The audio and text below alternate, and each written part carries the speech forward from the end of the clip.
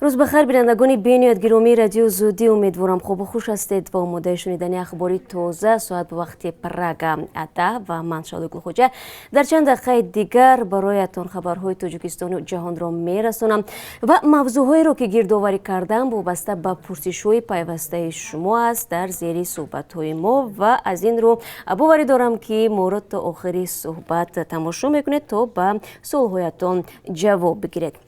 آغاز میکنم از پروازهای چارتری که امروز و فردا طبق جدول تحریزی شده از روسیه به تاجیکستان عملی می شود.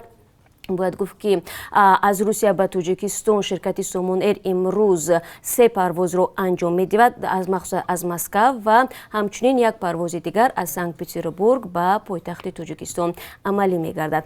فردا 11 نوامبر نیز 5 پرواز در مد نظر گرفته شده است، از جمله 3 پرواز از مسکو و 1 پرواز از یکاترینبورگ و نوسیبیرسک به دوشنبه. یادآور می‌شوم که برای مسافران با خود داشتن معلوماتنامه طبی اوید به کووید 19 حتمی است که مهلت آن نباید بیشتر از 4 روز باشد. در عین زمان وزارت کار خارجه تاجیکستان به طلب دانشجویان تاجیک دانشگاه روسیه که در وطن درماندند پاسخ داده است. این نهاد میگوید که این دانشجویان زمان میتوانند به روسیه سفر کنند که آن کشور محدودیت ورود به خارجیان را لغو نماید. وزارت کار خارجه تاکید میکند که این مسئله در بررسی پیوسته با مقامات روس قرار دارد.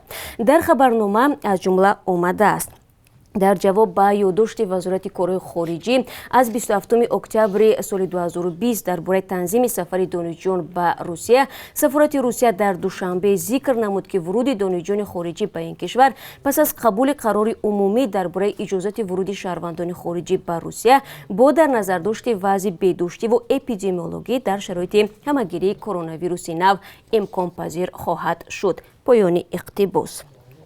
در عین زمان به قبل این وزارت برای دانشجویان خارجی که حالا بیرون از روسیه ماندند برنامه‌های تعلیمی در شکل مجازی یعنی فاصلوی راه اندازی شدند. قبلا دانشجویان تاجیک از شرایط انجام درس‌های فاصلوی در کشور نگرانی کرده بودند. آنها گفته بودند که سرعت پست اینترنت، نرخ گران آن و قطع نیروی برق از مانع‌های اصلی برای تحصیل فاصلوی میباشد. بنابراین دیروز تعدادی از آنها در نزد بینای وزارت کار خارجه در دوشنبه جمع آمده خواستند که برای انتقال آنها به روسیه مساعدت شود. وابسته به احتمال راه اندازی پروازهای دائمی بین تاجیکستان و روسیه و همچنین با شدن مرزها هنوز ناوگانی نیست. فعلا یگانه راه همین پرواز چارتری باقی میماند. بینندگان عزیز که اکثر مهاجران از شیوه راه یافتن به این پرواز و اینچنین نرخ گران بلیط ها همه روزه ناراضگی میکنند. طول یک هفته اخیر قرب روبل روسی همه روزه در تاجیکستان بالا می رود. بانک ملی تاجیکستان برای امروز ارزش 1000 روبل روسی را رسا 146 سومانی مقرر کرده است که نسبت روز گذشته زیادتر می باشد. به گفته تحلیلگران در خود روسیه نیز قرب روبل بالاتر شده است. اکثریت مبلغ ها یا 80% ارز خارجی که به تاجیکستان وارد می شود با روبل است، ولی از سال 2016 به این طرف بانک های تاجیکستان روبل روسی را به سومانی تبدیل کرده بعداً به مشتریان میدهند. هنوز هفته گذشته اگر در یادتان باشد بانک ملی تاجیکستان یک بار قرب سومانی را در برابر ارز خارجی پایین برد.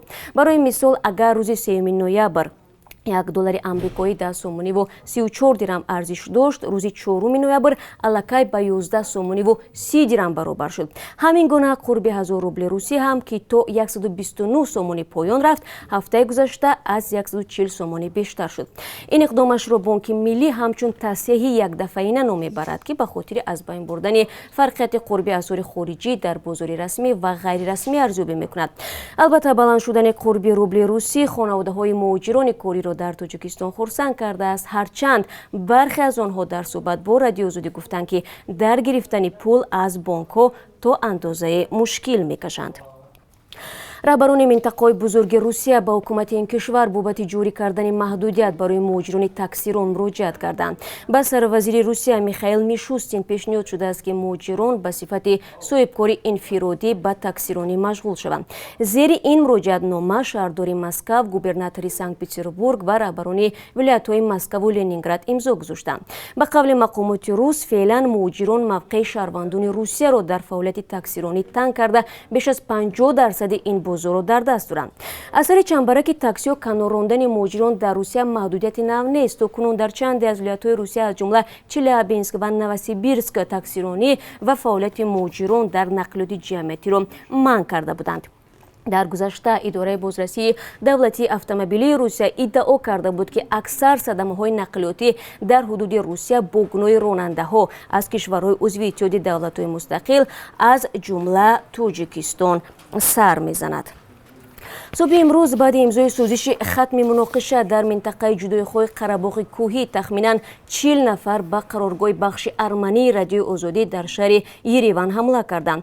این سند را ارمنستان و آذربایجان با میانروی روسیه تصویب کردند.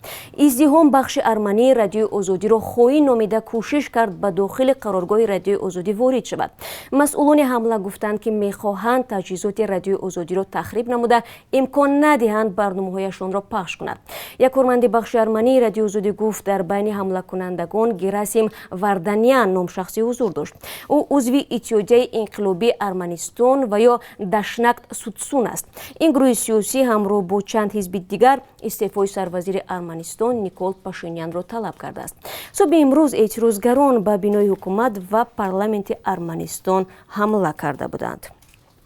در سرودگوتی روسیه دادستانی پرونده محبوس توجیک فیروری را به دادگاه فرستاده است. شهروند 23 ساله توجیکستان ماه سپتامبر امسال از زندان لیو 17 گریخته بود. در برابر فرار از محبس او اینچنین به غارتگری متهم می شود. این جوان توجیک بجز از فرار از محبس به غارتگری عیبدار می شود و در حالی که در محبس بود و خبر می یابد که از بالای او باز یک پرونده جنایتی باز کردند قصد می کند که از محبس بگریزد. او را بعد یک روز فرار در بازار اسکانیا بازداشت کردند. ҳамасола дар тоҷикистон то 9 миллион нафар сокинон аз офатҳои табиӣ зарар мебинанд. дар ин бора раҳбари минтақавии бонки ҷаҳонӣ дар осиёи марказӣ Лилия Бурунчук дар блоги худ иттилоъ додааст. ба қавли ӯ маблағи хисороти расида аз обхезӣ ва заминҷунбӣ бошад $400,000-ро ташкил медиҳад. манбаъ меафзояд ки ҳар сол то 3 миллион нафар сокинони осиёи марказӣ бар асари офатҳои табиӣ осеб дида минтақа $10 миллиардро аз даст медиҳад. кумитаи ҳолатҳои истирорӣ мегӯяд дар пайи офатҳои табиӣ дар 6 моҳи соли ҷорӣ зиёни молӣ нисбати соли гузашта тақрибан 1 баробар бештар шуда беш аз 50 миллион сомонӣ зарар овардааст.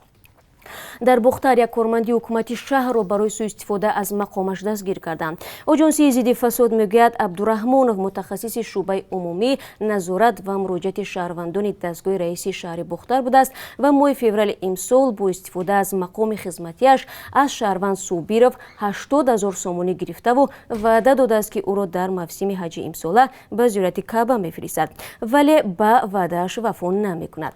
вобаста ба ҳолати мазкур нисбати Абдурахмонов парвандаи ҷиноятӣ оғоз шуда ва ба додгоҳ ирсол гардидааст. و همین حالا خبر رسید که مقامات تفتیشاتی روسیه جوانی گمانبر در قتل 2 زن و مجروح کردن دخترچه 6 ساله در ولایت مسکو را دستگیر کرده است. قبلا گفته میشد که وابسته به این جنایت زاده 26 ساله تاجیکستان در جستجو اعلان شده است. این جوان به قول تفتیشات در خانه کشته شده ها کارهای ساختمانی را انجام میداد و روز 7 نوامبر در روزی که جنایت صادر شده است میبایست حق زحمتش را از صاحبخانه میگرفت.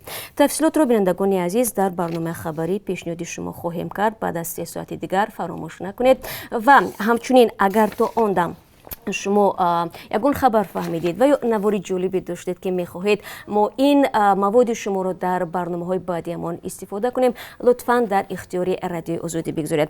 از همکاری یکایک شما سپاسگزار هستیم. تشکر که روزتان رو با ما آغاز میکنید، برای ما مینویسید، فکر و عقیده های خود رو ابراز میکنید. ما هر یکی شما رو احترام میگذاریم و فکر میکنیم که در آینده نیز با شما همکاری از این بیشتر خواهیم داشت. تا ملاقات نوبتی از اون خود رو احتیاط کنید و در برنامه خبری با همدیگر وامی خوریم.